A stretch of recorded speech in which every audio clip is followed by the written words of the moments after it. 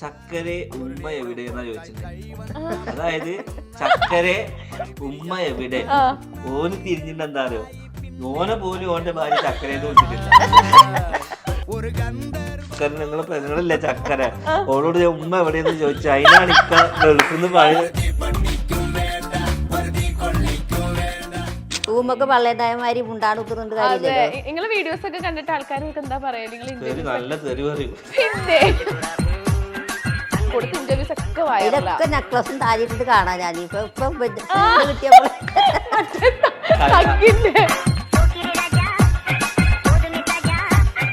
എല്ലാരും നെക്ലസും താലിയും നെറ്റിപ്പട്ടൊക്കെ ഈ തഗ് എന്ന് പറഞ്ഞാൽ എന്താന്ന് അറിയൂല. ഇന്നെ കണ്ടത് ഓന്റെ കൈ പിടിച്ച് എന്റെ കൈ പിടിച്ചേ. അതില് ഓനോട് അത് നമ്മളൊരു വ്ളോഗിലൊക്കെ ഉള്ള ആളാണ്, കൈ വിടടി ഓനോട്. ഞാൻ എന്റെ ഉപ്പനെ കുറിച്ചിട്ട് ഞാൻ നല്ലതൊന്നും എനിക്ക് പറയാൻ വേണ്ടി പറ്റിയിട്ടില്ല. അതായത് അനുഭവിച്ച കാര്യങ്ങളാണ് പറയാ. ഇപ്പൊ ഉമ്മ എന്നെ കൊല്ലാൻ കൊണ്ടുപോയ കഥ, ഉമ്മനെ കുറിച്ച് ഒരു കൊണ്ടുപോകാം ഏകദേശം ഇതുവരെ എത്തിയിട്ടുണ്ട്. ഇപ്പോഴാണ് എനിക്ക് നിങ്ങളൊന്ന് നടന്ന് വരുമ്പോൾ ഇത് പണി അങ്ങനെ നോക്കി പോയിട്ടുണ്ടേ. ഉമ്മ എന്നെ നോക്കി വാപ്പാന്നുള്ളൊരു 7 മാസം സ്നേഹത്തില് അതായത് നമുക്ക് സ്നേഹം കിട്ടി. 7 മാസം കഴിഞ്ഞപ്പോഴത്തേന് ആള് പോയി. അതായത് മോള് 1 മാസം ജനിച്ചതിന് പിറ്റത്തെ മാസമാണ് വാപ്പന്റെ മരണം. നമ്മള് വെന്റിലേറ്ററിന്റെ മുന്നിൽ നിന്നിട്ടുണ്ട്, ലേബർ റൂമിന്റെ മുന്നിൽ നിൽക്കുന്നുണ്ട്. ഒരു ജീവൻ വരുന്നത് കാത്തു നിൽക്കണം, ഒരു ജീവൻ പോണത് എപ്പോഴാണെന്ന് അറിയാൻ വേണ്ടി നിൽക്കണം. ഇതിനാണ് എന്റെ ഉപ്പനെ ഇവിടെ കൊണ്ടുവന്ന് നേരെ കടിപ്പിക്കണമെന്ന് ചോദിച്ചിട്ട് എനിക്കെതിരെ കേസ് കൊടുക്കാൻ വരെ. നിങ്ങൾ അറിഞ്ഞോ, മൈൽസ്റ്റോൺ ഇവന്റ്സിന്റെ കിഡ്സ് സമ്മർ ക്യാമ്പ് ഈ വരുന്ന ഏപ്രിൽ 29, 30 തീയതികളിൽ കൊച്ചിയിൽ വെച്ച് നടക്കാണത്രേ. നിങ്ങൾക്ക് താല്പര്യമുണ്ടെങ്കിൽ താഴെ കാണുന്ന നമ്പറിൽ എത്രയും പെട്ടെന്ന് ഞങ്ങളുമായി കോൺടാക്ട് ചെയ്യുക.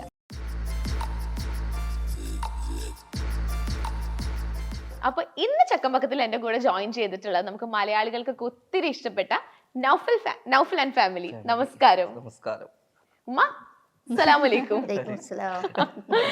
ഓക്കെ, അപ്പൊ ഈ ഒരു ഇന്റർവ്യൂ നിങ്ങളെ സംബന്ധിച്ചിടത്തോളം ഭയങ്കര സ്പെഷ്യൽ ആയിരിക്കും.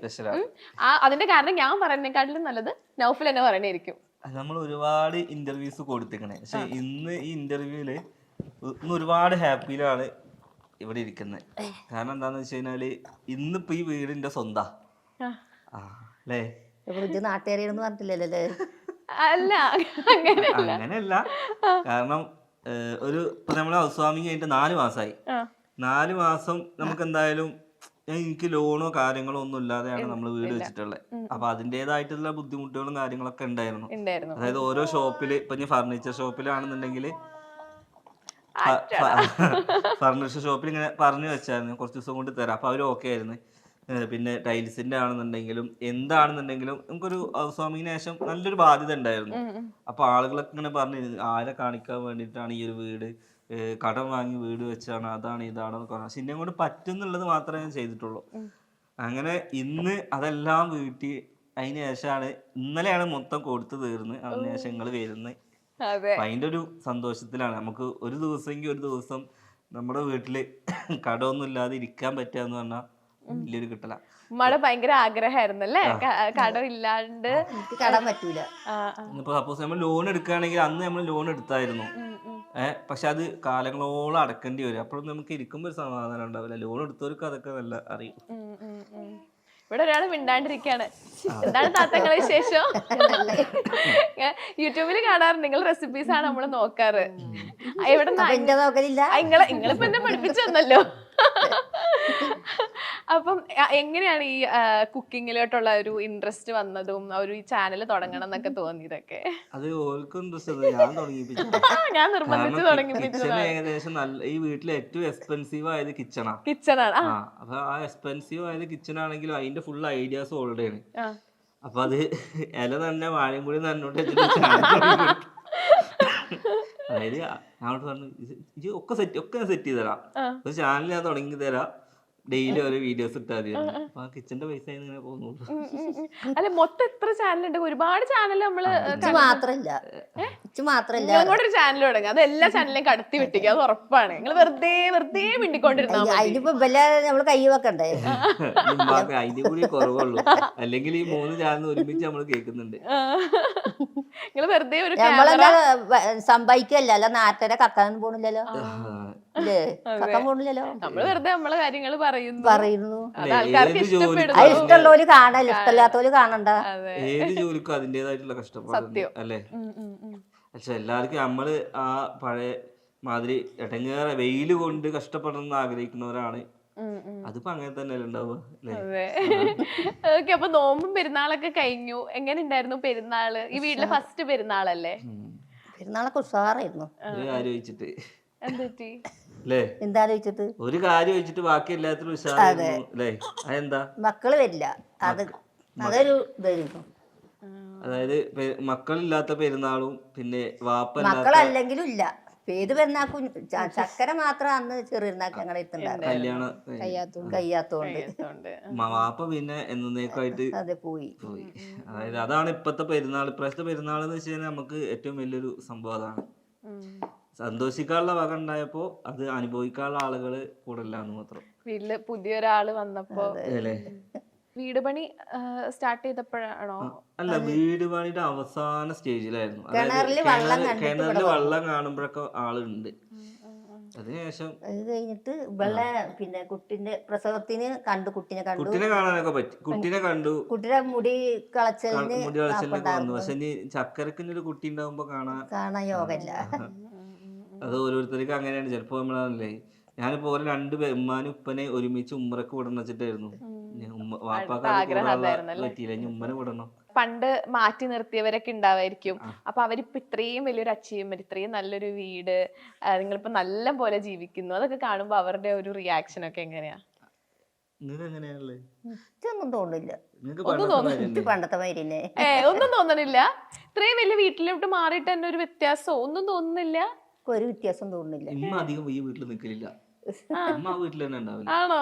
ഞാൻ ഏകദേശം 8 വർഷത്തോളം പടവിന്റെ പണിക്കാണ്. ഈ വീട് മൊത്തമായിട്ട് പടുത്തു തരാ, അതായത് ഹെൽപ്പിനാണ് ഉണ്ടെന്ന്, പക്ഷെ ഇതിന് മൊത്തം പടവിന് ഞാൻ തന്നെ ഉണ്ടായിരുന്നു. ഫുൾ ഇതിന്റെ ഒരു വീടിന്റെ ഫുൾ മാസ്റ്റർ ഫ്രെയിം. ഇത് ഭയങ്കര അഭിമാനത്തോടെ. അതാണ് നമ്മള് ഇത് ശരിക്കും ആണെന്നുണ്ടെങ്കിൽ നമുക്ക് നമ്മളൊരു വീട് വാങ്ങണതും നമ്മുടെ ഇഷ്ടത്തിനൊരു വീട് വെക്കണതും രണ്ടല്ലേ. നമ്മുടെ ഇഷ്ടത്തിനനുസരിച്ച് വീട് വെക്കുമ്പോ അതിലിരിക്കുമ്പോ ഒരു സാറ്റിസ്ഫാക്ഷൻ, അത് കടല്ലാതെ ഇരിക്കണോ. മനസ്സമാധാനത്തോടെ ഇരിക്കണമെങ്കിൽ നമുക്ക് കടം പറ്റൂല. ഇപ്പൊ എല്ലാം കൊണ്ടും ഹാപ്പിയാണ് ലൈഫ്. സത്യം പറഞ്ഞാൽ ഇങ്ങനെ മാറുന്നുള്ളത് ഞാൻ തന്നെ വിശ്വസിച്ചിട്ടില്ല.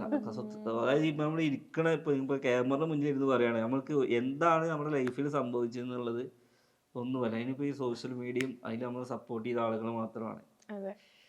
ടിക്ടോക്ക് തുടങ്ങിയ കാലം തൊട്ടേ ഉണ്ടായിരുന്നല്ലേ. പിന്നെ ഞാൻ എന്ത് ജോലിക്ക് ഞാൻ പൂർണ്ണ ആത്മാർത്ഥത കൊടുക്കും. ഇനി കൂലിപ്പണിയാണെന്നുണ്ടെങ്കിലും ഇപ്പൊ സോഷ്യൽ മീഡിയ ആണെന്നുണ്ടെങ്കിൽ എന്റെ കൂടെ ചാനൽ തുടങ്ങിയ ആളുകളൊക്കെ ഉണ്ട്. പക്ഷെ അവരൊക്കെ ഇപ്പൊ ചാനൽ ഇട്ട് വീണു. പക്ഷെ ഞാൻ ഇപ്പൊ തുടങ്ങിയിട്ട് 3 വർഷം, നിങ്ങൾക്ക് 3 വർഷത്തിന് 3 ചാനലായി. അതായത് ഓരോ ചാനൽ ഇട്ട് വീണപ്പോൾ നമ്മളെന്താ വെച്ചാൽ ഈ 1 വർഷം കഴിഞ്ഞു അടുത്ത വർഷം എങ്ങനെ ചാനൽ അപ്ഡേറ്റ് ചെയ്യാം. അങ്ങനെ ചാനൽ അപ്ഡേറ്റ് ചെയ്ത് അടുത്ത പ്രാവശ്യം ഒന്നുകൂടി അപ്ഡേറ്റ് ചെയ്ത് ഞാനിങ്ങനെ അപ്ഡേറ്റ് ചെയ്ത് ഇങ്ങനെ പോരാ. ഇപ്പൊ എന്താന്ന് വെച്ച് കഴിഞ്ഞാല് ഒരു ബോധോദയം ഉണ്ടായതാണ്. ഇപ്പൊ ചാനലൊക്കെ പോയി എന്ത് ചെയ്യും. അപ്പൊ ഞാൻ എന്താക്കി മെല്ലെ ഒരു 2-3 ബിസിനസ് തുടങ്ങി. ഇപ്പൊ നമ്മള് ഈ 2025 നമ്മുടെ ഒരു ഷോപ്പിന്റെ ഇനാഗുറേഷനും കഴിഞ്ഞു. മാളില് ഒരു കിഡ്സിന്റെ കിഡോപ്പി എന്ന് പറഞ്ഞിട്ടൊരു ഷോപ്പ്, അത് നല്ല രീതിക്ക് പോകുന്നു. അപ്പൊ ഇനി സോഷ്യൽ മീഡിയ ഇല്ലാണ്ടായാലും കുഴപ്പമില്ല, നമുക്ക് വേറൊരു പറഞ്ഞേ ഇനി യൂട്യൂബ് നിർത്തിക്കോ. അവൻ പറഞ്ഞു യൂട്യൂബ് നിർത്തിയ കളി ഞാൻ കളിച്ചൂല, വേറെ എന്ത് കളി പോയാലും. യൂട്യൂബ് നിർത്തിക്കോന്ന് വെച്ചാൽ യൂട്യൂബ് എന്താണെങ്കിലും നമുക്കൊരു ഇൻവെസ്റ്റ് ഇല്ലാത്തൊരു പരിപാടിയാണല്ലോ യൂട്യൂബ്. അതായത് നമ്മളെ വേറൊരു ജോലിക്കും ഇപ്പൊ നമ്മളിപ്പോ ഒരു ഷോപ്പ് തുടങ്ങുകയാണെങ്കിൽ എന്തിനാണെങ്കിലും നമ്മൾ ആദ്യം അതിന് ഇൻവെസ്റ്റ് ചേർക്കണം. അപ്പൊ ഇത് ഒരു സോഷ്യൽ മീഡിയയിൽ നമ്മൾ ഇറങ്ങി നമ്മളതിക്ക് പണിയെടുക്കാൻ തയ്യാറാണെന്നുണ്ടെങ്കിൽ ഏറ്റവും ഇൻവെസ്റ്റ് ഇല്ലാത്തൊരു സംഭവം. പിന്നെ ഇൻവെസ്റ്റ് ചെയ്യാന്ന് വെച്ചാൽ ട്രാവലിങ്ങും കുക്കിംഗ് ഒക്കെ ആണെന്നുണ്ടെങ്കിൽ നമ്മൾ പൈസ ഇറക്കിയിട്ട് ഓരോന്ന് ചെയ്യണം. വ്ളോഗിന് അതിന്റെ ഒന്നും ആവശ്യമില്ല. നമ്മളെ നിത്യന്തര ജീവിതം നമ്മള് രസകരമായിട്ട് കാണാതെ ആൾക്കാർ ഉറങ്ങൂല. അത് പറഞ്ഞപ്പോഴാണ് നിങ്ങളെല്ലാരും ഫേമസ് താത്താന്നൊക്കെയാണ് വിളിക്കുന്നത്. ഞങ്ങളിപ്പോ ഇവിടെ വന്നപ്പോ ഞങ്ങൾ വീട് ഡൗട്ട് വന്നപ്പോഴേ നമ്മൾ അവിടുത്തെ കടക്കാരുടെ അടുത്ത് ചോദിച്ചത് ഫേമസ് താത്ത എവിടെ ചോദിച്ചത്. ഏ കടക്കാരൻ ഫേമസ് താത്താന്നാ ചോദിച്ചേ? അല്ല, നമ്മളിങ്ങനെ ചോദിച്ച് ഇങ്ങനെ വീഡിയോ ഒക്കെ ചെയ്യുന്ന ഉമ്മായും മോനും നമ്മളെ തങ്കൊക്കെ പറയണ ഫേമസ് താത്ത. അപ്പൊ ഇവിടുന്ന് ഇങ്ങനെ ലെഫ്റ്റ് എടുക്കണം പറഞ്ഞു. ഉഷാദേ. ആ വഴി കൂടെ പോവാതെ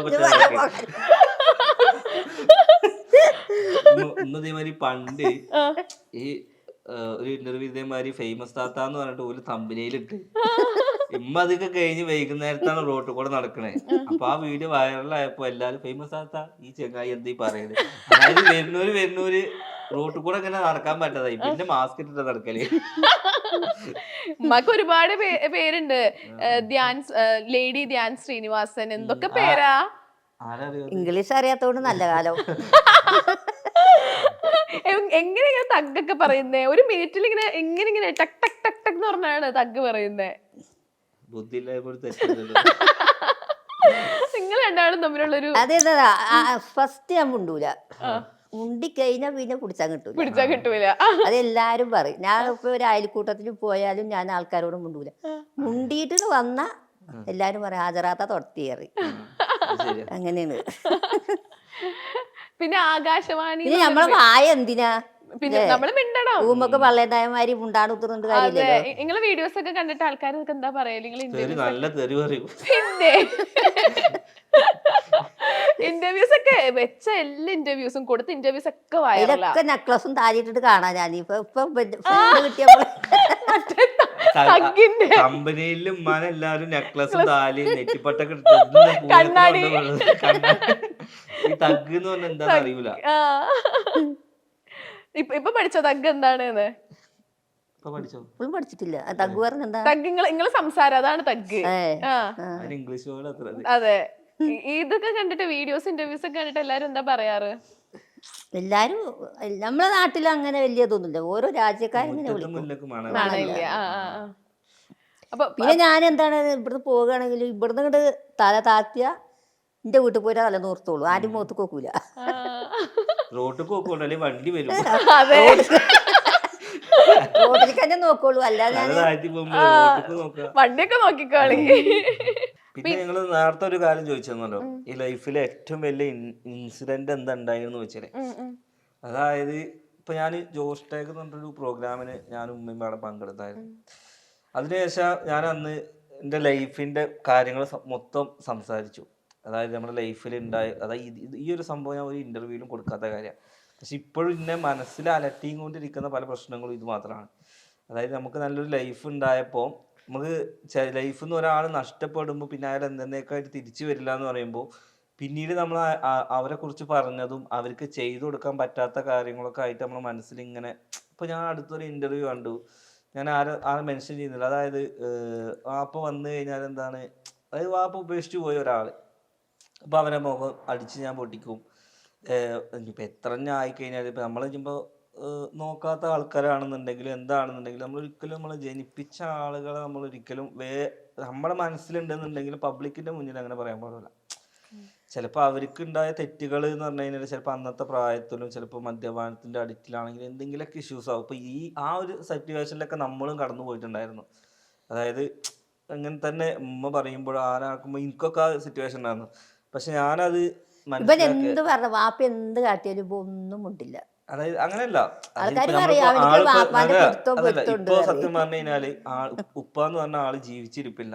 പക്ഷെ ഈ ഒരു പ്ലാറ്റ്ഫോമിൽ ഞാനിപ്പോ ഇത് പറയുമ്പോഴും ആളുകൾ എനിക്കിത് നെഗറ്റീവായിട്ടാണ് പറയാം. പക്ഷെ ഇതൊന്നും ഒരുപാട് ആളുകൾക്ക് ഞാനിപ്പോൾ അനുഭവിക്കുന്നത് മനസ്സിലാക്കണമെങ്കിൽ മനസ്സിലാക്കാം.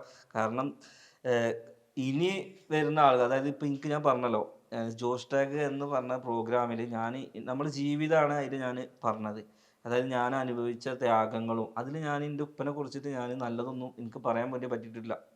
അതായത് അനുഭവിച്ച കാര്യങ്ങളാണ് പറയാം. ഇപ്പം ഉമ്മ എന്നെ കൊല്ലാൻ കൊണ്ടുപോയ കഥ, അതൊക്കെ ഒരു കണക്റ്റിംഗ് ആണ്. അതായത് ഉപ്പാൻ്റെ ഭാഗത്തു നിന്ന് വന്ന കണക്റ്റിങ്ങുകളാണ് അതൊക്കെ. അതായത് ഒരു മദ്യപാനം മൂലം നമുക്ക് നേരിടേണ്ടി വന്നതാണ്. അപ്പോൾ അതൊക്കെ ഞാൻ അവിടെ പറഞ്ഞ് വാപ്പ എന്നൊരാൾ ജീവിതത്തിലോട്ട് തിരിച്ചു വന്നതിന് ശേഷം ഞാനത് പിന്നീട് ആ ജോസ് ടാഗ് പഠിച്ചോണ്ട് ഞാൻ എന്തിനും ഇതൊക്കെ പറഞ്ഞു പോയേ. ഒരു പബ്ലിക്കിൽ പറയുമ്പോൾ അയ്യോ ഞാൻ ഇതിപ്പോൾ എത്ര ആൾ കേൾക്കുന്നുണ്ടാവും, ആൾ ലൈഫിലോട്ട് തിരിച്ചു വന്ന് ഈ വീഡിയോ ഇപ്പോൾ എനിക്കത് ഡിലീറ്റ് ആക്കാൻ ഒന്നും എന്തൊക്കെയാണെന്നൊന്നും പറയാൻ പറ്റുന്നില്ല. അങ്ങനത്തെ ഒക്കെ ഒരു ആ ഒരു സ്റ്റോറി ഒന്ന് പറയോ? അതിപ്പം ആ ഒരു എപ്പിസോഡ് കാണാത്ത കുറച്ച് നമ്മുടെ അല്ല, ആ ഒരു എപ്പിസോഡ് പറഞ്ഞപ്പോൾ ഞാൻ പറഞ്ഞില്ല, ഇപ്പൊ നമുക്ക് വാപ്പ ജീവിച്ചിരിപ്പില്ല. പക്ഷെ ഞാൻ എന്താ വെച്ചാൽ ഇപ്പൊ അതിനെ കുറിച്ച് പറയുമ്പോൾ ഇതിപ്പോ ബന്ധുക്കൾക്ക് എത്തും, അവർക്കൊന്നും ഇപ്പൊ നമ്മുടെ കാര്യങ്ങൾ അറിയില്ല. അപ്പൊ ഇവര് പറയുന്നത് എന്താ വെച്ചാൽ റീച്ചിന് വേണ്ടി പറയുന്നു എന്ന് പറയാം. പക്ഷെ നമ്മൾ നമ്മുടെ കാര്യങ്ങൾ പറയുന്നത്, അതായത് അന്നത്തെ ലെമ്മയുടെ സ്റ്റോറി എന്ന് വെച്ച് കഴിഞ്ഞാൽ നമുക്കൊക്കെ പേടിച്ചിരിക്കുന്നത് ഒരു മദ്യപാനം മൂലം നമ്മുടെ ലൈഫ് തന്നെ പണ്ട് മാറിപ്പോയതാണ്. ഇപ്പം എൻ്റെ ഒരു ഇത് കാരണം പിന്നീട് ഞാൻ ഇതിനപ്പോൾ എനിക്ക് പറഞ്ഞല്ലോ, യൂട്യൂബിൽ നിന്ന് ഇൻകം കിട്ടി കഴിഞ്ഞപ്പോൾ ആദ്യം ഞാൻ എൻ്റെ ഉപ്പനെ നിരക്കിയത്, അല്ലാതെ ഞാൻ വീട് വെക്കുക കാറ് വാങ്ങുന്നല്ല ചെയ്ത്. എനിക്കത് നമുക്ക് കൂലിപ്പണി എടുത്തു കഴിഞ്ഞാൽ കുടുംബം നോക്കാൻ തന്നെ എത്തിയായിരുന്നില്ല. കാരണം ഞാൻ ഒറ്റയ്ക്ക് ഇവരെല്ലാവരും നോക്കണം. അപ്പോൾ പിന്നെ എന്താണെന്ന് വെച്ച് കഴിഞ്ഞാൽ അത് എത്തിയായിരുന്നില്ല. അപ്പോൾ പിന്നെ ആദ്യം ഞാൻ ഉപ്പനെ നിരക്കും. പറഞ്ഞ സ്റ്റോറി പറഞ്ഞല്ലോ, അത് പണ്ട് ഉമ്മ എന്നെ, അതിപ്പോൾ എല്ലാവരും പറഞ്ഞാണ്, ഉമ്മ എന്നെ കൊല്ലാൻ കൊണ്ടുപോയ കഥയാണ്. അതായത് ഉമ്മയും ഞാനും ചെറിയ കുട്ടി, അനിയത്തി കുട്ടി, അങ്ങനെ പറ്റാതെ നേരെ ഒരു പുലർച്ചെ ഒരു കുളത്തിലോട്ട്. അന്ന് എനിക്ക് എത്ര വയസ്സാണെന്നറിയോ? എത്ര വയസ്സാണ്? 7 വയസ്സോ? 7 വയസ്സ്. എനിക്ക് മരണം എന്താന്ന് പോലും അറിയൂല അന്ന്. അതായത് ഇവര് ഉമ്മനെ പിടിച്ചു ഇവനെ കൊണ്ടുപോവാ. ഏകദേശം വെള്ളം ഏകദേശം ഇതുവരെ എത്തിയിട്ടുണ്ട്. അപ്പോഴാണ് എനിക്ക് ഇതിങ്ങനെ നിറഞ്ഞ് വരുമ്പോൾ ഇത് പണി അങ്ങനെ മുഖത്തേക്ക് നോക്കി ഉമ്മൻ്റെ. ഉമ്മ ഇന്നെങ്ങനെ നോക്കിയിട്ട് പിന്നെ അങ്ങനെ തിരിച്ചു പോരേത്. അന്ന് ആ കഠിനമായ തീരുമാനം എടുക്കുകയാണെങ്കിൽ ഇന്ന് ഇപ്പോൾ ഇന്റർവ്യൂവിന് മുമ്പിൽ ഉണ്ടാവില്ല. എന്തുമ്മ അങ്ങനെ ഒരു ഒന്നുമല്ല, അതന്നെ നമുക്ക് ജീവിതം അവസാനിപ്പിക്കണം എന്ന് തോന്നി. ഓരോ ഈ ആത്മഹത്യ എന്ന് പറയുമ്പോൾ ആ ഒരു തോന്നലാണല്ലോ. പിന്നെ പിന്തിരിഞ്ഞു കഴിഞ്ഞാൽ പിന്നെ അങ്ങനെ വല്ലാതെ തോന്നൂല. പിന്നീട് ബാക്കിക്കാര് ചിന്തിക്കുകയാണെങ്കിൽ അതെ. ആ നേരത്ത് നമ്മളെ 3 പോയി. ഞാൻ എൻ്റെ പഴയ ലൈഫ് അവിടെ അന്ന് പറയണ്ടായിരുന്നു എന്ന് ചിന്തിച്ചു പോയ കാര്യമാണ് ഇപ്പോൾ. അതായത് ജീവിച്ചിരിക്കുമ്പോ നമുക്കൊക്കെ ഇതായിരുന്നു, പക്ഷെ ആള് ഇന്നേക്ക് നേരായിട്ടാണ് ആള് പോയത്. അപ്പൊ പിന്നെ നമുക്കത് അയ്യോ വേണ്ടിയിരുന്നില്ല. കാരണം പിന്നീട് ആളുകൾക്ക് ആ ഒരു രീതിക്കല്ലേ ചിത്രീകരിക്കാം. അത് ഭയങ്കര ഒരു ഇതുണ്ടായിരുന്നു എനിക്ക്. പിന്നെ ഇതിങ്ങനെ മാറാൻ കാരണം എന്താന്ന് വെച്ച് കഴിഞ്ഞാൽ കുറെ ആളുകൾ, ഇപ്പൊ എൻ്റെ ഒപ്പം നടക്കുന്ന ആളുകൾക്കൊക്കെ ഈ ഒരു അനുഭവം ഉണ്ട്. അതായത് അവരുടെയൊക്കെ ഫാദർ ഇതേമാതിരി മദ്യപിച്ച് അവർ നോക്കാതെ വെറും പരിപാടി കിടക്കുന്ന അവസ്ഥയൊക്കെ ഉണ്ട്. പക്ഷെ അവരൊക്കെ പറഞ്ഞാൽ അവർക്കൊക്കെ അച്ഛനോട് ഭയങ്കര ദേഷ്യമാണ്. പക്ഷെ ഞാൻ അവരോടൊക്കെ പറയണത് ഇങ്ങോട്ട് നേരാക്കാൻ വേണ്ടി നോക്കി നോക്ക്. ഇപ്പൊ എന്നോടൊരാളിപ്പോ ഇനിയിപ്പോ ഒരു ഓഫീസിൽ പോവുകയാണെന്നുണ്ടെങ്കിലും എന്നോടൊരാൾ സംസാരിക്കുകയാണെന്നുണ്ടെങ്കിലും നിന്റെ അച്ഛൻ്റെ പേരെന്താന്ന് ചോദിച്ചു കഴിഞ്ഞാൽ ഇനിയിപ്പോൾ ഈ റോട്ടിൽ കിടക്കുന്ന ആളാണെങ്കിലും പാതച്ചാലിൽ കിടക്കുന്ന ആളെങ്കിൽ ആളുടെ പേരെ പറയാണ്ടാവുള്ളൂ, അല്ലേ? അല്ലാതെ ഇപ്പോൾ ഇന്ന അച്ഛൻ എന്നുള്ളവർക്ക് അച്ഛൻ ഇല്ലാന്ന് നമുക്ക് എഴുതി വെക്കാൻ പറ്റും, മരിച്ചു എന്ന് എഴുതി പറ്റുള്ളൂ. പക്ഷെ അച്ഛല്ലാതെ ഒരിക്കലും ഒരു കുട്ടി ജനിക്കുന്നില്ല, അല്ലേ? തീർച്ചയായും ജനിക്കും. ഇപ്പൊ മറ്റേ കൃത്രിമൊക്കെ ഉണ്ട്, പക്ഷെ അങ്ങനെയല്ലല്ലോ. അച്ഛൻ്റെ പേര് പറയാന്ന് പറഞ്ഞു കഴിഞ്ഞാല് അവിടെ ഞാൻ കുറെ വലുതായി, എനിക്ക് കുറെ പൈസ ഉണ്ടാക്കണം. എനിക്ക് എന്നെ അച്ഛൻ നോക്കിയിട്ടില്ല അല്ലെങ്കിൽ എൻ്റെ ഉപ്പ നോക്കിയിട്ടില്ല എന്ന് വിചാരിച്ചിട്ട് നമ്മൾ നടക്കുകയാണെന്നുണ്ടെങ്കിൽ ആ ഉപ്പനെ ഉപ്പനെ ലൈഫിലോട്ട് തിരിച്ചു കൊണ്ടുവരാണ് നമ്മൾ വേണ്ടത്. ആദ്യം ചെയ്യേണ്ടത് അതാണ്. ഞാൻ ചെയ്തതും അതാണ്. കാരണം എനിക്കൊരു നല്ല ജീവിതം ഉണ്ടായപ്പോൾ ഉപ്പനെ നേരാക്കാൻ നോക്കി. അല്ലാതെ ഉപ്പ എന്താ വെച്ചാൽ ആയിക്കോട്ടെ, നമുക്ക് നമ്മുടെ ലൈഫ് നോക്കിയാൽ മതി, ഇന്നെ പണ്ട് നോക്കിയിട്ടില്ല വെച്ചിട്ട് നമ്മൾ നോക്കാതിരിക്കല്ല വേണ്ടത്. ചിലപ്പോൾ അവർക്ക് അന്നൊരു ബുദ്ധിമോശം ചെലഞ്ഞോട് അത് ഇത്രയും ആവാൻ കാരണം ഞാൻ ഉമ്മയൊക്കെ ആയിട്ട് ഞങ്ങൾ പോയി. അതായത് ഇപ്പോൾ ഞാൻ പറഞ്ഞല്ലോ നേരാക്കാൻ പോയത് ഡി എഡിഷനിലാണ് പോയത്. ഡി എഡിഷനിൽ പോയപ്പോൾ അവിടെ ഒരു കൗൺസിലിങ്ങിന് ഞങ്ങൾ 3 ആളെയും തനിയെ ഇരുത്തിയിട്ടുണ്ടായിരുന്നു. അതായത് ഉമ്മനെ ആദ്യം കയറ്റും, അത് കഴിഞ്ഞിട്ട് ഇന്നെ കയറ്റും. അതിന് എൻ്റെ അടുത്ത് ആള് ഇതേ ചോദ്യം എൻ്റെ അടുത്ത് ചോദിച്ച്, ആ കൗൺസിലിങ്ങിൻ്റെ ആള്. ഇപ്പം ഞാൻ നേരത്തെ ചോദിച്ചല്ലോ, നിന്റെ ഉപ്പ ആരാന്ന് ചോദിച്ചു കഴിഞ്ഞാൽ നിനക്ക് ഫൈസൽ എന്നല്ലാതെ അവിടെ വേറൊരു വാക്ക് പറയാൻ കഴിയൂല. അപ്പോൾ നീ ആദ്യം നേരാക്കേണ്ടത്, നീ ഇപ്പോൾ സോഷ്യൽ മീഡിയയിലാണെങ്കിലും എന്താണെന്നുണ്ടെങ്കിലും, സോഷ്യൽ മീഡിയ എന്നുള്ളതല്ല എന്താണെന്നുണ്ടെങ്കിലും നീ ആദ്യം നേരാക്കേണ്ടത് നിന്റെ ഉപ്പാനെ. അതിനുശേഷമാണ് നിന്റെ ബാക്കിയുള്ള കാര്യങ്ങൾ നോക്കേണ്ടത്. ഒരു കൈ ശ്രമിച്ചു നോക്കുക എന്ന് പറഞ്ഞു. അപ്പം പിന്നെ എനിക്ക് സംഭവം ശരിയാണല്ലോ, ഞാൻ ആദ്യം ചെയ്യേണ്ടത് അതാണ്. ഞാൻ പിന്നെ ഒരു 3-4 വട്ടമൊക്കെ അങ്ങനെ ഡി എഡിഷനിൽ കൊണ്ടുപോയി ആളൊക്കെ റെഡിയായി വന്നതാണ്. അതിനുശേഷമാണ് വയറിൽ ഇതുപോലെ ഒരു എന്തിനാ പറയുക പുണ്ണ് വന്ന് അതായത് പിന്നെ എനിക്ക് ഇങ്ങനെ സോഷ്യൽ മീഡിയയിൽ വന്നിട്ട് എൻ്റെ ഒരു അനുഭവം ഞാൻ അന്ന് ഷെയർ ചെയ്തപ്പോൾ ഇന്ന് എനിക്കത് തിരുത്താൻ വേണ്ടി തോന്നി. അത് നമ്മൾ പബ്ലിക്കിൽ തന്നെ പറയുന്നത്. കാരണം ഒരിക്കലും ഞാൻ 2-3 ഇന്റർവ്യൂസ് അങ്ങനെ കണ്ടു. അപ്പൊ ഞാനും അങ്ങനെ ചിന്തിച്ചു, പണ്ട് ഞാനും ഇതന്നെയല്ലേ ചെയ്തേ. എനിക്കങ്ങനെ ഒരു അറിവ് കിട്ടിയത്, തിരിച്ചറിവ് ഉണ്ടായത്, നമ്മളൊക്കെ ശരിക്കും ഇത് അനുഭവിച്ചവർക്ക് ഭയങ്കര വേദനയാണ് കേട്ടോ. അതായത് ഈ മദ്യപാനം മൂലം ഇത് അനുഭവിച്ചവർക്ക് ഒരിക്കലും മറക്കാൻ പറ്റാത്ത കാര്യം. ഞാനൊക്കെ ഒരുപാട് അനുഭവിച്ചിട്ടുണ്ടായിരുന്നു. പക്ഷെ അവരെ ചിലപ്പോൾ കുറ്റം പറയാൻ പറ്റില്ല. പക്ഷെ അവർക്കൊരു തിരിച്ചറിവ് കിട്ടേണ്ട സമയമുണ്ട്. അതിനൊരു കൗൺസിലിങ്, ഇനിയിപ്പോൾ കുടിച്ച ആൾക്കാണെങ്കിൽ കൗൺസിലിംഗ് വേണം, അവരെ കൂടെ നിൽക്കുന്ന ആൾക്കാർക്കും കൗൺസിലിംഗ് വേണം. കാരണം എന്താ വെച്ചാൽ ഇവർക്ക് ഒരാൾക്ക് മാത്രമല്ല, ആ ഫാമിലിനെ മൊത്തമായിട്ട് ബാധിക്കും. അത് മാനസികപരമായിട്ട്, മൂന്നാളേനൊപ്പം കൊണ്ടുപോകും. അതായത് മാനസിക, നമ്മളൊക്കെ ഒരു എനിക്കൊക്കെ പേടിയാ. അതായത് നമ്മളൊക്കെ അതിന് അടിമപ്പെട്ടിട്ടുണ്ടാവും. അപ്പൊ പിന്നെ ഒരു കൗൺസിലിംഗ് എല്ലാവർക്കും നല്ലതാണ്. ഉപ്പാക്ക് ഇങ്ങനെ പെട്ടെന്നൊരു മാറ്റം വന്നപ്പോ, കാരണം നൗഫൽ കാരണം ഉപ്പ ഭയങ്കരമായിട്ട് ഇമ്പ്രൂവ് ആയപ്പോ, ലൈക്ക് ഒരു മാറ്റം വന്നപ്പോ ഉമ്മാക്ക് ഒരു സന്തോഷമൊക്കെ എങ്ങനെയായിരുന്നു? ഉപ്പ 3 മാസം നല്ല മാറ്റത്തിലായിരുന്നു. 3 മാസം അവിടെ നിർത്തി ഫുള്ള് നല്ല നിസ്കാരവും എല്ലാ ഇതിലും ഞങ്ങൾ നിന്നു. പിന്നെ 3 മാസം അവിടുന്ന് ഞങ്ങൾ കൊടുന്നിട്ട് 3 മാസം ഇവിടെ നല്ല ഇതിൽ അങ്ങനെ നിന്നു. പിന്നെ പുറത്തിറങ്ങി കൂട്ടുകെട്ട് മാരാണല്ലോ ഇത് ഒക്കെ ചതിക്കുന്നവര്. നാട്ടിലിറങ്ങി എന്തായാലും ഇപ്പൊ 4 ആള് കൂടുകയാണ്. 4 ആളുകൾ കൂടി കഴിഞ്ഞാൽ പറയും എന്ത് നേരായി വന്നത്, ഇച്ചൊക്കെ ആള് മാറിപ്പോയല്ലോ, ഇതൊന്നും പണ്ടത്തെ. അപ്പൊ നമ്മള് സ്വാഭാവികമായിട്ടും അതൊക്കെ ഞാൻ്റെ തോന്നല, ഞാനിപ്പോൾ അതേമാതിരി തന്നെ വലിയ വർത്താനം പറയാന്ന് അറിയൂലേ, അതേമാതിരി പറഞ്ഞ് ഇനി ഇത് കുടിക്കരുത് എന്ന് പറഞ്ഞതാണ്. അവരങ്ങനെ കുത്തിത്തിരിപ്പ് കാരണം പിന്നെ കുടിച്ച് വീണ്ടും കൊണ്ടുപോണ്ടി വന്ന്. പിന്നെ അങ്ങനെ 3 വട്ടം കൊണ്ടുപോയി ഉണ്ടാക്കിയിട്ടുണ്ട് ആസ്പത്രിയിൽ. അതായത് നാട്ടിൽ നിന്നും കുറെ ഇൻസിഡന്റ് നമുക്ക് ഉണ്ടായിട്ടുണ്ട്. ഇനിയിപ്പോ ഞാൻ പറഞ്ഞത് ഇത് പറയുമ്പോ ഇതിൽ ഫുള്ള് മരിച്ചു പോയ ഒരാളല്ലേ. എന്തിനാണ് ഞാൻ ഇത് ഒരിക്കലും നിങ്ങൾ എന്താക്കണം എന്ന് വെച്ച് കഴിഞ്ഞാല് ഇതൊരു മെസ്സേജ് ആയിട്ട് കാണാം. അതായത് ഞാനിപ്പോ പറയാ 7 മാസമായിട്ട് ഞങ്ങൾക്ക് ഞാൻ സത്യം പറഞ്ഞ വാപ്പ എന്നൊരാള് വാപ്പാന്നുള്ളൊരു 7 മാസം സ്നേഹത്തില് ഞങ്ങക്ക്, അതായത് നമുക്ക് സ്നേഹം കിട്ടിയ 7 മാസം കഴിഞ്ഞപ്പോഴത്തേന് ആള് പോയി. അതായത് സ്നേഹം കിട്ടേണ്ട ടൈമിൽ ആളുണ്ടായില്ല. പക്ഷെ ഇന്നെ നിങ്ങൾ പറഞ്ഞല്ലോ ഏറ്റവും കൂടുതൽ എന്റെ ലൈഫിൽ വേദനിപ്പിച്ച ഇൻസിഡന്റ് എന്താന്ന് വെച്ച് കഴിഞ്ഞാല് ഒരു വെന്റിലേറ്ററിന്റെ സംഭവം. അതായത് ഇപ്പോ എന്റെ മോള് ജനിക്കണത് വാപ്പാന്റെ, അതായത് മോള് 1 മാസം ജനിച്ചു, അതിന്റെ പിറ്റത്തെ മാസമാണ് വാപ്പന്റെ മരണം. നമ്മൾ വെന്റിലേറ്ററിന്റെ മുന്നിൽ നിന്നിട്ടുണ്ട്, ലേബർ റൂമിന്റെ മുന്നിൽ നിൽക്കുന്നുണ്ട്. ഒരു ജീവൻ വരുന്നത് കാത്ത് നിൽക്കണു, ഒരു ജീവൻ പോണത് എപ്പോഴാണെന്ന് അറിയാൻ വേണ്ടി നിൽക്കണം. അത് ഭയങ്കരമായിട്ട് ഞാൻ എൻ്റെ ലൈഫിൽ സ്ട്രഗിൾ ചെയ്ത 2 നിമിഷങ്ങളാണ്. പിന്നെ ആ ടൈമിൽ എനിക്ക് ബന്ധുക്കളുടെ ഭാഗത്തുനിന്ന് കുറേ സംഭവങ്ങൾ വന്നിട്ടുണ്ട്. ഈ എന്തിനാണ് എൻ്റെ ഒപ്പന ഇവിടെ കൊണ്ടുവന്ന് നെജക അടിപ്പിക്കണമെന്ന് വെച്ചിട്ട് എനിക്കെതിരെ കേസ് കൊടുക്കാൻ വരെ നിന്നിട്ടുണ്ട്. കാരണം എന്താന്ന് വെച്ച് കഴിഞ്ഞാല് നമ്മൾ ഒരിക്കലും ഒരു ഹോസ്പിറ്റലിൽ വന്ന് നിരക അടിക്കാൻ വേണ്ടി നിന്നല്ല. പിന്നെ കുറെ പേര് പറഞ്ഞ എന്താ, ഞാൻ പ്രൈവറ്റ് ഹോസ്പിറ്റലിൽ കാണിക്കാതെ മെഡിക്കൽ കോളേജിൽ എൻ്റെ ഒപ്പനെ കൊണ്ട് കൊന്നു എന്ന് പറഞ്ഞ ആൾക്കാരുണ്ട്. ഞാൻ ആദ്യം കാണിച്ചതൊക്കെ പ്രൈവറ്റ് ഹോസ്പിറ്റലിലാണ്. ആദ്യം ഇവിടെ നമ്മുടെ വള്ളുവനാട് ഹോസ്പിറ്റൽ എന്ന് പറഞ്ഞ ഹോസ്പിറ്റൽ, അത് പ്രൈവറ്റാ. അത് കഴിഞ്ഞ് തൃശ്ശൂർ അമല ഹോസ്പിറ്റലിൽ കാണിച്ചിട്ടുണ്ട്, അതും പ്രൈവറ്റാ. അവിടുന്നൊക്കെ മാറി മാറി പോയി അവസാനം എത്തുന്നത് മെഡിക്കൽ കോളേജിലാണ്.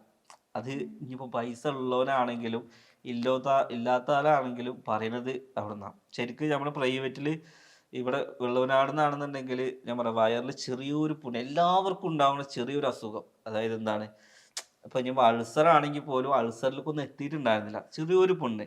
പക്ഷെ ഈ മദ്യപാനത്തിന്റെ ആ ഒരു ഇത് എന്ന് പറഞ്ഞാൽ ചിലവർക്ക് എന്താ ഉണ്ടാവുക പറയാ, വാശി ഭയങ്കര കൂടുതലാവും. പിന്നെ ഞാൻ തന്നെ വലുത് എന്നുള്ള ചിന്ത ഭയങ്കര. ഇപ്പൊ മദ്യപാനം എന്നല്ല, ഇപ്പൊ നാട്ടിൽ നടക്കുന്ന പല പ്രശ്നവും. ഇപ്പൊ ഞാൻ എൻ്റെ ഉപ്പനെ അവിടെ കൊണ്ടാക്കുമ്പോൾ ഞാൻ ഈ വെട്ടം തിരൂര് എന്ന് പറഞ്ഞ ഹോസ്പിറ്റലിലാണ്. അവിടെ ഏറ്റവും കൂടുതലുള്ള പേഷ്യൻസ് 18 വയസ്സ് മുതൽ 25 വയസ്സ് വരെയുള്ള ആളുകളാണ്. ഈ MDMA അടിച്ചിട്ടും അതുപോലെ കഞ്ചാവ് പെണ്ണുങ്ങൾ വരെ ഞാൻ കണ്ടിട്ടുണ്ട് അവിടെ. MDMA ഒക്കെ അടിച്ച ചെക്കന്മാർ ഇഷ്ടം പോലെ അവിടെ ഉണ്ട്. അപ്പൊ പിന്നെ മദ്യപാനത്തിന്റെ വളരെ ചുരുക്കം മാത്രമേ അവിടെ ഉണ്ടായിരുന്നുള്ളൂ. മദ്യപാനത്തിന്റെ ആൾക്കാരെ പെട്ടെന്ന് റിക്കവർ ആക്കാൻ പറ്റും, പക്ഷെ MDMA അടിച്ച ആൾക്കാരെ റിക്കവർ ആക്കാൻ ഭയങ്കര പണിയാണ്. ഉപ്പാനെ മിസ് ചെയ്യണോണ്ടാണ് ഇടയ്ക്ക് ആ വീട്ടിലോട്ട് പോണം എന്ന് തോന്നണത് ഉമ്മാക്ക്. പിന്നെ മെയിൻ ആയിട്ട് കാര്യം എന്താന്ന് വെച്ചാൽ നമുക്ക് പുതിയ വീട്ടിലേക്ക് ഒരു ദിവസം ഇരിക്കാൻ പറ്റിയില്ല. കാരണം എന്താ വെച്ചാൽ നമ്മൾ ഇത്രയും വലിയൊരു വീട് വെക്കുന്നു, നല്ലൊരു ലൈഫ് വരുന്നു. അപ്പൊ പിന്നെ ആളില്ലാത്ത ഒരു ഉംറക്ക് 2 ആളെയും വിടണം എന്നുള്ളൊരു പ്ലാൻ ഉണ്ടാകും. അപ്പോഴൊക്കെ ഇനിയിപ്പോ അതൊക്കെ നമുക്കൊരു തന്നെയാണ്. ഓക്കെ, അപ്പൊ നമ്മള് നമ്മുടെ യൂട്യൂബും ഫേസ്ബുക്കും എല്ലാത്തിലും തിളങ്ങി നിൽക്കാണ് ഉമ്മയും മോനും. ആ ഒരു പേരിടാനുള്ള കാരണം എന്താണ്? നമ്മൾ നൗഫൽ TKD എന്നായിരുന്നല്ലേ ആദ്യത്തെ? അല്ല, ഞാൻ പേര് അതാ കൊടുത്തിരുന്നു. ഞാൻ ആൽബം ഫീൽഡ് ഉണ്ടായിരുന്നു. അപ്പൊ ഞാൻ അതിലായിരുന്നു എന്റെ ലേബൽ ഉണ്ടായിരുന്നു. അപ്പൊ പിന്നെ അതിന്റെ അടിയിൽ ഞാൻ എന്താക്കി, വ്ളോഗ് ഉമ്മയും മോനും എന്നുള്ള ലെവലിലാക്കി കൊടുത്ത്. അതിപ്പോ എല്ലാവരും ഓരോ ടെക്ക് അങ്ങനെയൊക്കെ ഇട്ടപ്പോ ഞാൻ വെറൈറ്റി ഇപ്പൊ കിട്ടും. ഒരുപാട് അങ്ങനത്തെ പേരുകളുണ്ട്. അപ്പൊ ഉപ്പയും മക്കളും അങ്ങനെ അങ്ങനത്തെ കുറേ മോളും അമ്മയും അങ്ങനെ സംഭവങ്ങൾ ഇടുന്നുണ്ട്. അമ്മയും മോളും അങ്ങനെയൊക്കെ ഇടുന്നുണ്ട്. മാമനും മോനും മാമനും കൊറേ പേരുണ്ട് അങ്ങനെ. ആ ഒരു പേരെന്തായാലും ഭയങ്കര ആ. സ്ട്രൈക്കിംഗ് ആണ്. ഇത്രയും ആൾക്കാര് സ്നേഹിക്കണു, ഇത്രയും ആൾക്കാര് നിങ്ങളെ ഫോട്ടോ എടുക്കാൻ വരുന്നു, സെൽഫി എടുക്കാൻ വരുന്നു, അപ്പൊ എന്താ എവിടെ തോന്നുന്നത്? പോയാലും സെൽഫിയാണ്, ഫോട്ടോ. നമ്മളിങ്ങനെ ചിന്തിക്കും അമ്മക്ക് പിരാന്തായത് നാട്ടുകാർക്ക് മൊത്തം പിരാന്തായത്. എപ്പോഴെങ്കിലും ഇങ്ങനെയൊക്കെ എക്സ്പെക്ട് ചെയ്തിട്ടുണ്ട്? എപ്പോഴെങ്കിലും ഇങ്ങനെ ആവും എന്ന് ഒരിക്കലും വിചാരിച്ചിട്ടില്ല. ഞാൻ അന്നോട് വന്നപ്പോ ഒരു കാര്യം പറഞ്ഞില്ലേ, പണ്ട് ഉമ്മ സക്കാത്തിന് പോയിരുന്ന ആളാ. ഉമ്മ മാത്രമല്ല ഞാനും. അന്നൊക്കെ ഞാൻ ഇപ്പൊ ഇതിന്റെ അടുക്ക ഇങ്ങനത്തെ റീൽ ചെയ്തായിരുന്നേ. അതായത് ഞാൻ അന്ന് സക്കാത്തിനൊക്കെ പോകുമ്പോ ചില വീട്ടിൽ കയറുമ്പോ നമുക്ക് 50 രൂപന്റെ ഒക്കെ പുതിയ നോട്ട് തരും. ആ 50 രൂപന്റെ നോട്ട് നമ്മൾ കുറെ മണക്കും, പിന്നെ കുറെ അതങ്ങനെ നോക്കി നടക്കും. ആ ഒരു വീട് നമ്മളിപ്പോ ആ ഒരു വർഷം അതിനെ സ്കൂളിൽ പോകണമെന്ന് വിചാരിച്ചോ, എന്നും ഇത് പണ്ട് സക്കാത്തുനിന്ന് 50 കിട്ടിയ വീടാണ് നമ്മളെ മൈൻഡിലുണ്ടാവും. അതേമാതിരി ഇപ്പൊ ഒരു വൈകുന്നേരം വരെ നമ്മൾ എന്താക്കും, ഈ പൈസ ഇരുന്ന് ഇങ്ങനെ എണ്ണും. ഇത് കൂട്ടിയാലേ ഒറ്റ സംഖ്യ കിട്ടുള്ളൂ, പക്ഷെ അത് മതിയാവൂല. ഇതിങ്ങനെ എണ്ണ പണി. ഇതൊക്കെ റിലേറ്റ് ചെയ്യുന്ന ആൾക്കാരുണ്ടാവും. അപ്പൊ അത് വെച്ചിട്ട് ഞാൻ വീഡിയോ ചെയ്ത് നന്നായിട്ട് കയറുകയും ചെയ്തു. അതേമാതിരി ഉമ്മാന്റെ കയ്യിൽ നിന്ന് ഞാൻ ഇപ്രാവശ്യം ഇതൊക്കെ നിങ്ങൾക്ക് സക്കാത്തിന് കൊടുക്കാനാണെന്ന് പറഞ്ഞിട്ട് ഒരു കെട്ട് പൈസ കൊടുത്ത്. അത് കെട്ട് എന്ന് പറയുമ്പോ 500ന്റെ കെട്ടുകളല്ല, 20ന്റെയും 50ന്റെയും 100ന്റെയും കെട്ടുകള്. അതായത് ഞാൻ ഇപ്പൊ കൊടുക്കാൻ അറിയാനാണ്. അപ്പൊ ഞാൻ എന്താക്കി, ഉമ്മാന്റെ കയ്യിൽ അത് കൊണ്ടുപോയി കൊടുത്തിട്ട് ഇത് നിങ്ങൾ വരുന്നവർക്കൊക്കെ കൊടുക്കണം. അപ്പൊ ഉമ്മ ചിന്തിക്കണം എന്താ, ഞാൻ എങ്ങനെ അത് പോവാ, സക്കാത്തിന് പോകാൻ പറ്റാത്തതിന്റെ സങ്കടം. ആ പൈസ മനസ്സിലായില്ലേ? ഇതിപ്പോ എനിക്ക് ഞാൻ എങ്ങനെ പോവാ. അതായത് ഉമ്മ അത് പോയിരുന്ന ആളാണ്. ഇപ്പൊ നമ്മൾ അതിന് അർഹനല്ല. ഞാൻ പറഞ്ഞത് എന്താ പറഞ്ഞ, ഇപ്പൊ അൽഹംദുലില്ലാ എല്ലാം കൊണ്ടും നമ്മളെ അടുത്ത് ഉണ്ട്. നാളെ ചിലപ്പോ നമ്മൾ വീണ്ടും അതിന് അർഹനാവാം. നമ്മൾ അഹങ്കരിക്കുന്നില്ല. അപ്പൊ ഇപ്പൊ നമ്മൾക്ക് കൊടുക്കാണ്ടെങ്കിൽ നമ്മൾ അത് കൊടുക്കണം. കൊടുത്തിട്ട് ഒന്ന് ആസ്വദിക്കാം. ലൈഫ് ആസ്വദിക്കണമെങ്കിൽ ഞാൻ പറയട്ടെ, അതിൽ കുറച്ച് വിഷമങ്ങളൊക്കെ വേണം. അല്ലാതെ എല്ലാം കൊണ്ട് നമ്മള് സന്തോഷിച്ച് ജീവിക്കണം ഒരു സുഖം ഉണ്ടാവില്ല. കുറെ ഇടങ്ങേറുകൾ നമ്മൾ അനുഭവിക്കണം, കുറെ സന്തോഷം അനുഭവിക്കണം, ഇമോഷൻസിലൂടെ ഒക്കെ കടന്നു പോകണം. അല്ലെങ്കിൽ നല്ലൊരു സ്വർണ്ണക്കരണ്ടിയിൽ അങ്ങനത്തെ ഒരു വീട്ടിൽ ജനിക്കുകയാണെന്നുണ്ടെങ്കിൽ ഓന് ഈ പൈസ എന്നുള്ള ചിന്ത മാത്രം, ഓന് ഒരിക്കലും ഒരു ഇമോഷനിലേക്കൊന്നും വരാനുള്ള സാഹചര്യം അവർക്ക് ഉണ്ടാവില്ല. നമ്മളെന്ന് വെച്ച് കഴിഞ്ഞാല് അങ്ങേ അടിത്തട്ടുന്ന എങ്ങനെയൊക്കെ കഞ്ഞി പയറും ചോറും മീനും ഇപ്പോഴാണ് അൽഫാമിലേക്കൊക്കെ എത്തിയത്. അപ്പൊ അതൊക്കെ നമുക്ക് ആസ്വദിക്കാൻ പറ്റുന്നുണ്ട്. എന്റെ ലൈഫിൽ ഞാൻ ഇന്നേ വരെ ഒരു 10ാം ക്ലാസ് വരെ ഞാൻ ടൂർ പോയിട്ടില്ല. ഇന്നിപ്പോ ഞാൻ കാണാത്ത സ്ഥലങ്ങളില്ല. അതായത് ടൂറിന് പൈസ ചോദിക്കും, സ്കൂളിൽ നിന്ന് പോവുകയാണ് അറിയും, നമ്മൾ എന്തുകൊണ്ട് കൊടുക്കണ് എന്നെ വിട്ടിട്ടില്ല. പക്ഷെ ഇന്നൊക്കെ എനിക്ക് അതിന്റെ ചിലപ്പോ 2 റുപ്യ വണ്ടിക്ക് ബസ്സിന്റെ ചോദിക്കും. ഇവിടുന്ന് എത്ര ഉണ്ട് മുന്നർക്കോട്ട്? അന്ന് വിമാനം ഇങ്ങനെ ചൂണ്ടി കാണിക്കുമ്പോ വിമാനം എന്ന് പറയും. ഇന്ന് 10 വട്ടം നമ്മള് വിമാനത്തിൽ കയറി. അന്നൊന്നും കേറാൻ പറ്റുന്നത് എനിക്ക് തോന്നിയാന്നില്ല. അങ്ങനെ നമ്മള് വിചാരിക്കാത്ത കുറെ സംഭവങ്ങൾ ലൈഫിൽ നടന്നുപോയി. ഇപ്പൊ ആദ്യമൊക്കെ ഇങ്ങനെ വീഡിയോസ് ഒക്കെ ചെയ്യുമ്പം ആൾക്കാർ ഇങ്ങനെ കളിയാക്കൂലേ ഇങ്ങനെ? നല്ലോണം ഉണ്ടായിരുന്നു. അപ്പൊ അവരോടൊക്കെ ഇത് കഴിഞ്ഞപ്പോ എന്താ പറഞ്ഞേ? പക്ഷെ അവരൊന്നും ഇപ്പൊ മിണ്ടലില്ലാന്ന് പറഞ്ഞ. അതെന്താ? അല്ല, അവർക്കിപ്പോ വേറെ ഓപ്ഷൻ ഇല്ല. പിന്നെ കുറെ ആൾക്കാർ പറഞ്ഞു എനിക്ക് കള്ളപ്പണത്തിന്റെ പരിപാടിയാണെന്ന്. ഒരിക്കലും ഇല്ല. ഞാനൊക്കെ ടാക്സ് ഒക്കെ ഫയൽ ചെയ്തിട്ടാണ് ഇപ്പത്തെ ഇത്. അതായത് നമ്മള് ചെയ്യുന്നത് ഇപ്പൊ നമ്മളെ 3 ചാനലാണെന്നുണ്ടെങ്കിലും സ്ഥാപനങ്ങളാണെന്നുണ്ടെങ്കിലും ഇപ്പൊ അത്യാവശ്യം കുഴപ്പമില്ലാത്ത സ്ഥാപനം. ആൾക്കാർ ലോട്ടറി അടിച്ചോ, കള്ളപ്പണം ഉണ്ടോ, ഇങ്ങനെ ആൾക്കാർ ഇങ്ങനെ പറയും. ഉമ്മന്റെ അടുത്ത് അങ്ങനെ ചോദിക്കലുണ്ടോ? എന്നോട് ചിലരൊക്കെ ചോദിക്കും, എന്റെ മകൻ ലോട്ടറി അടിച്ചു ചോദിക്കും. ഞങ്ങൾക്ക് 10 ലക്ഷം അടിച്ചിട്ട് അവിടെ ഞങ്ങള് ബാഗ് കൊണ്ടിട്ട് പറഞ്ഞു. ഉമ്മന്റെ അടുത്ത് ചോദിച്ചു കഴിഞ്ഞാൽ പിന്നെ ഉമ്മ വായടച്ചു കൊടുത്തോളൂ. പിന്നെ ഉമ്മന്റെ അടുത്ത് ചോദിക്കൂല, പിന്നെ ചോദിക്കൂല, ചോദിക്കുള്ളൂ. ഞാൻ പിന്നെ അങ്ങനെ മൂത്തടിച്ച പിന്നെ കണ്ണുകടി നല്ല ഉണ്ട് ആൾക്കാർക്ക്. ഒരു കണ്ണു കടിച്ചോട്ടെ, നമുക്ക് എന്താണ്, നമ്മളെ മേത്തട്ടാതിരുന്നാല് പണിയെടുത്ത പൈസ കൊണ്ട് എല്ലാവരും വിചാരിക്കണത് എന്താന്ന് വെച്ച് കഴിഞ്ഞാല് ഈ യൂട്യൂബിലൊക്കെ വെറുതെ നിന്ന് ആരും പൈസ കൊടുക്കൂലല്ലോ. അതിന് അതിൻ്റെതായിട്ടുള്ള കഷ്ടപ്പാടുകളുണ്ട്. ഒരു കണ്ടന്റ് ഉണ്ടാക്കാന്ന് പറഞ്ഞാൽ ചില്ലറ പണി. ചിലയിടത്ത് പോയാറി ഞങ്ങൾ ഉണ്ടാവുകൊണ്ട് നേരെ അത് നമ്മളോട് മാത്രമേ പറയുള്ളൂ. നേരെ മറിച്ച് വേറെ ഒരാൾക്കാരോട് എന്തായാലും ഇപ്പൊ നമുക്ക് അതിനൊക്കെ സന്തോഷം കേട്ടോ, കാരണം പ്രേക്ഷകരില്ലാന്നുണ്ടെങ്കിൽ നമ്മളില്ല. പക്ഷെ വേറെ ഒരാളെ അടുത്ത് വന്നിട്ട് നമ്മളവിടെ നിൽക്കുമ്പോൾ കുറെ ആൾക്കാർ കൂടി നിൽക്കും. ഞങ്ങള് കാരണം ഞങ്ങള് നേരായി എന്ന് പറയുമ്പോ നമ്മളിതിൽ എഫേർട്ട് എടുക്കുന്നുണ്ട് അല്ലേ. നമ്മളിപ്പോ വൈകുന്നേരം വരെ കൂലിപ്പണി എടുക്കും. ഇപ്പൊ ഒരു വീട്ടിലൊരു കൂലിപ്പണിക്ക് പോവുകയാണെ, നമ്മൾ വെയിൽ കൊണ്ട് പണിയെടുക്കണം. ആ വീട്ടുകാർ പറയണം ഞാനക്ക് കൂലി വന്നോണ്ട് ഈ നേരായി എന്ന് പറയുമ്പോ അത് നമ്മൾ പണിയെടുത്തോണ്ടാണല്ലോ. പണിയെടുക്കാതെ ആരും വെറുതെ തരില്ലല്ലോ. ഇപ്പൊ വേറൊരാൾ ഇപ്പൊ യൂട്യൂബ് ഒരു ഫോണുള്ള ഒരാളാണ്, അയാൾ നമ്മളെ വീഡിയോസ് മാത്രമല്ല കാണുക, നമ്മളെ വീഡിയോസിന് മാത്രം റീചാർജ് ചെയ്ത് കാണുകയല്ല, ഒരുപാട് സംഭവങ്ങൾ അതിൽ ചെലവഴിക്കും. അവർ ചിലപ്പോ സിനിമ കാണുന്നുണ്ടാവും, പാട്ട് കേൾക്കുന്നുണ്ടാവും. അവരോടൊക്കെ പോയിട്ട് പറയാം ഞാൻ അവരോട് പോയി പറയോ ഞാൻ കാരണമാണ് എന്റെ ആൽബം കയറി, ഞാൻ കാരണമാണ് എന്റെ സീരിയല് കയറി എന്ന് അവരോട് പോയി പറയാൻ പറ്റുമോ? പറയാൻ പറ്റൂല. നേരെ മറിച്ച് ഒന്നുമില്ലാത്ത ഒരാള് നേരായി കഴിഞ്ഞാൽ അവനോട് പോയിട്ട് പറയാൻ പറ്റൂ ഞങ്ങള് കാരണം ഇത് നേരായി. അല്ലെങ്കിൽ കാശ് കൊണ്ട് ആദ്യം മുതലേ കളിക്കുന്ന ഒരാളോട് പോയിട്ട് ഞങ്ങൾ കൊണ്ട് നേരായി അവരോട് പറയാൻ പറ്റൂല. പക്ഷെ അവരുടെ വീഡിയോസ് ഇവര് കാണും അല്ലേ. പക്ഷെ നമ്മള് പ്രേക്ഷകരെ കുറ്റം പറഞ്ഞ നമ്മളിപ്പോഴും പറയണം അവരുള്ളതുകൊണ്ട് നമ്മള് നേരായി, അതാണ്. പക്ഷെ അങ്ങനെ പുറത്തുനിന്നൊക്കെ ആൾക്കാരുടെ ഇടയിൽ വെച്ച് പറയുമ്പോ നമുക്ക് ഭയങ്കര അതായത് നമ്മളൊരു പിച്ചെടുത്ത് ജീവിക്കുന്ന ഒരു ഫീലാണ്. കാരണം ഞാൻ അടുത്ത് ഒരു പാർക്കിന്റെ ഒരു ഇതിന് പോയി. അപ്പൊ അവിടുന്ന് കുറെ താത്താര് വന്ന് പറയണ്ട് നമ്മള് കാരണല്ലേ നിങ്ങള് നേരായി, നിങ്ങള് സൂചിച്ചോളി ഇതൊക്കെ. എന്താ അത് പറയേണ്ട ആവശ്യം ഇപ്പൊ എന്താ? നമ്മള് അതൊന്നും അങ്ങനത്തെ നമ്മൾ ആഗ്രഹിക്കുന്നതല്ല. അങ്ങനത്തെ കുറെ അനുഭവങ്ങളും ഉണ്ട്. പിന്നെ സെൽഫി എടുക്കാൻ വരുന്ന കൂട്ടത്തിൽ അങ്ങനെ പറയുമെന്ന് പേടിച്ച് നിൽക്കുന്ന സംഭവമുണ്ട്. നമ്മക്ക് വേറെല്ലാവർക്കൊന്നും ആ പ്രശ്നമല്ല. അതിപ്പോ നാട്ടിലാണെങ്കിലും അങ്ങനെ തന്നെ. അപ്പൊ ഞാൻ പറഞ്ഞില്ലേ പണ്ട് നമ്മൾ ഇതിനെ ഫാഷൻ ഡ്രസ് ബൈക്കുമ്പോ ചട്ടിയും മാത്രം വെച്ച് കൂലിപ്പണിക്ക് പോകും. ഇന്നിപ്പോ ഞാൻ ബ്രസീലിൽ നടക്കുമ്പോ ആർക്കും ഇഷ്ടപ്പെടൂല. അങ്ങനത്തെ ഒരു എന്റെ വണ്ടിയിൽ എത്ര വട്ടം ഞാൻ അത് റീപെയിന്റ് ചെയ്തിട്ടുണ്ടെന്ന് പറയും. തീറി വരെ എഴുതി ചോദിക്കണേ. ഓ ഇഷ്ടംപോലെ. അതായത് എന്റെ വണ്ടി നമ്പർ എല്ലാവർക്കും അറിയാം. അപ്പൊ പിന്നെ എവിടെയെങ്കിലൊക്കെ കൊണ്ടുപോയി നിർത്തും. ഇപ്പൊ ഞാൻ ക്യാമറ ഉള്ളിടത്ത് മാത്രമേ നിർത്തുള്ളൂ, എവിടെയെങ്കിലും നിർത്തുകയാണെങ്കിൽ. നാട്ടിലും അപ്പൊ ഇവിടെ ഞങ്ങളുടെ ബസ് സ്റ്റാൻഡിൽ തന്നെ നിർത്തിയിട്ട് ഇപ്പൊ മുടിവെട്ടാ കയറിയപ്പോഴത്തേന് വരഞ്ഞു പോയി. പുതിയ വണ്ടി വാങ്ങിയിട്ട് ഒരു മാസം കൂടി ഉണ്ടായിരുന്നില്ല. അതിലേക്ക് പിന്നെ നമ്മള് കേസ് കൊടുക്കാനോ ഇതാക്കാനോ നിന്നില്ല. ഓരോരുത്തരുടെ ഇഷ്ടങ്ങളാണ് തീർക്കന്നെ.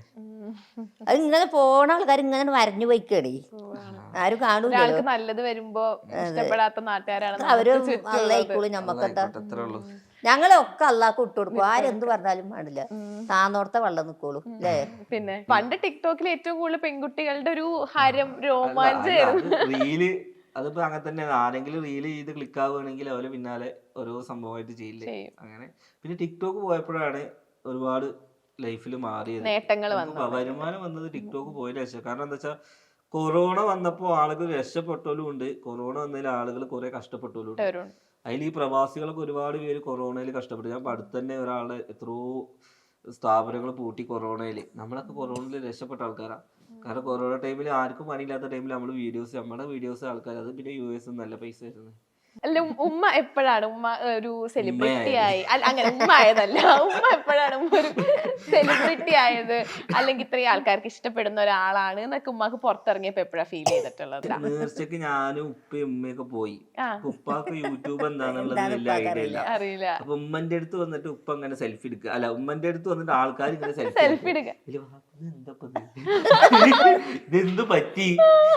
എന്നിട്ട് ആരോടെങ്കിലും ഇത് ചോദിക്കണം. എന്നിട്ട് ചെറിയ പെങ്ങളോട് എന്തിനു ഓളെല്ലാരും ഫോട്ടോ എടുക്കണേ? ഉമ്മ വൈറലായ കാര്യം അറിയില്ല. എന്റെ ഭാര്യ ഇത്ര സെറ്റപ്പ് ആയിരുന്നു. 4ാം ക്ലാസ് വിദ്യാഭ്യാസം ഉള്ളെങ്കിലും 10ാം ക്ലാസ് പേടിയാണ്. അഥവാ അപ്പൊ എന്തെങ്കിലും പറയാൻ വീട്ടിൽ വന്നിട്ട് പറയാൻ ചെയ്തില്ല. അപ്പൊ ചക്കരയൊക്കെ പറഞ്ഞു കൊടുത്തു. എനിക്ക് ബീച്ചിൽ ഇതേമാതിരി അനുഭവം ഉണ്ടായിരിക്കണേ. അതായത് ആണുങ്ങള് വ്ളോഗ് അങ്ങനെ വല്ലാതെ കാണലില്ല. അപ്പൊ ഞാനും എന്റെ ഫ്രണ്ട്സ് ഒക്കെ പാടെ ബീച്ചിലേക്ക് ഒരു ദിവസം, ഇത് വൈഫിനെ അറിയില്ല കേട്ടോ, അല്ല ടൂറ് അങ്ങനെ വെറുതെ ഇറങ്ങാൻ പോയാ അതില് ഒരു കപ്പിൾസ് നടന്നു വരുന്നുണ്ട്. അതിലൊരു കൈയൊക്കെ പിടിച്ചിട്ടാ വരുന്നേ. ഇന്നെ കണ്ടത് ഓന്റെ കൈ പിടിച്ച് എന്റെ കൈ പിടിച്ചേ. അതില് ഓനോട് ഞാനാ എനിക്കറിയില്ല. പിന്നെ എന്തിനാ എന്റെ ഭാര്യ എന്റെ കൈ പിടിക്കണേ? അതില് അത് നമ്മളെ വ്ളോഗിലൊക്കെ ഉള്ള ആളാണ്, കൈ വിടടി ഓനിതൊന്നും അറിയൂല. നമ്മളൊന്നും അറിയാത്ത ആൾക്കാരാ. അതിനെന്ത് സോറി കേട്ടോ. എന്നിട്ട് ഇവര് ഒരു പൊരിഞ്ഞ കച്ചറ അവിടെ. പക്ഷെ അവരിന്റെ വ്ളോഗ് കാണുന്നില്ല. അതേമാതിരി വേറൊരു ഇൻസിഡന്റ് ആണ്. ഇന്നെ തല്ലാൻ വേണ്ടി ഗൾഫിൽ നിന്ന് ഒരാൾ വന്നിട്ട്, അതായത് എന്റെ പെങ്ങളെ പേര് ചക്കര. അതില് ഉമ്മ എപ്പോഴും പറയണ എന്റെ ചക്കര. അതിലെന്താക്കണ്, ഈ ഗൾഫിലുള്ള ഭർത്താവിന്റെ ഭാര്യ മെസ്സേജ് അയച്ചിരിക്കാണ്, മഞ്ചേരി ഒറ്റുള്ളതാണ്. അതില് ഓല് വിചാരിച്ചിരുന്നത് ചക്കരന്റെ നമ്പർ ആണെന്ന് വെച്ചിട്ടാ. എന്നിട്ട് അതില് ഞാൻ അങ്ങനെ മെസ്സേജ് നോക്കലൊന്നുമില്ല. അതില് ഈ പെണ്ണ് മെസ്സേജ് അയച്ചിട്ട് ചക്കരെ ഉമ്മ എവിടെയെന്നാ ചോദിച്ചിട്ടുണ്ടേ. അതായത് ചക്കരെ ഉമ്മ എവിടെ. ഓന് തിരിഞ്ഞിട്ട് എന്താ അറിയോ, ഓനെ പോലും ഓന്റെ ഭാര്യ ചക്കരേന്ന് വിളിച്ചിട്ടില്ല. ഇവന്നെ വിളിച്ചിട്ട് ഈ ഇപ്പൊ മഞ്ചേരി വരണം, ഈ ഇപ്പൊ മഞ്ചേരി വന്നിട്ട് ഇതിനൊരു തീരുമാനം ഉണ്ടാകും, ഇത് എന്താന്ന് എനിക്കറിയൂല. എന്നിട്ട് ഞാൻ മെസ്സേജ് അയക്കുന്നത് ചക്കര ഉമ്മ എവിടെ. എനിക്കും ആകെ അന്നം വിട്ടുപോയി. അതില് ഇവരും വന്നിട്ടുണ്ട് ഇവളും വന്നിട്ടുണ്ട്. ഇതെന്താ സംഭവിച്ചത്? അതല്ല പ്രശ്നം, ചക്കര ഞങ്ങളല്ലേ ചക്കര, ഓളോട് ഉമ്മ എവിടെയെന്ന് ചോദിച്ചു. അതിനാണ് ഇക്ക ഗൾഫിന്ന് പറയുന്നത്. അതായത് ഓര് വിചാരിച്ചത് അവിഹിതാന്നാണ്.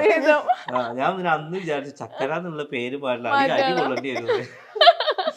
കുറെ സംഭവങ്ങൾ.